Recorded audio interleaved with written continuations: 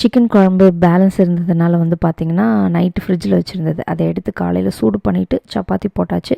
Chapati with chicken குழம்பு இதுதான் பிரேக்ஃபாஸ்ட்டுக்கு. எப்போவுமே இந்த மாதிரி சிக்கன் குழம்பு மிச்சம் ஆயிடுச்சு அப்படின்னா மார்னிங் சப்பாத்தி வித் அதுதான் பிரேக்ஃபாஸ்ட்டாக இருக்கும் டிஃபால்ட்டாக. உங்கள் வீட்டிலலாம் எப்படி அப்படின்னு சொல்லுங்கள். மதியத்துக்கு சோறு வந்து பார்த்திங்கன்னா மட்டரிசி தான் பண்ணியிருந்தேன். இதை ரொம்ப நேரம் குக் பண்ணுறதுக்கு டைம் ஆகும்லாம் நினைப்பேன்.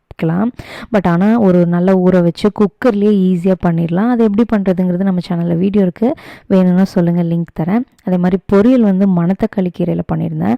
அது லைட்டாக கசப்பு இருக்கும் பார்த்தீங்களா. நாங்கள் வந்து துச்சுக்குட்டி கீரைன்னு சொல்லுவோம், பட் நிறைய பேர் மணத்தக்காளி கீரைன்னு தான் சொல்கிறாங்க.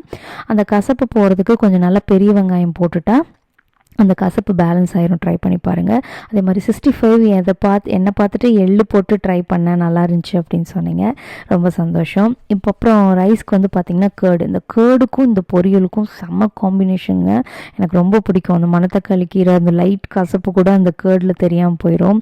காம்பினேஷனும் நல்லாயிருக்கும். நீங்கள் இந்த மாதிரி சாப்பிட்ருக்கீங்களான்னு சொல்லுங்கள். இந்த வீடியோ பிடிச்சிருந்தா லைக் பண்ணிடுங்க. அப்படியே நம்ம சேனலை சப்ஸ்கிரைப் பண்ணிடுங்க.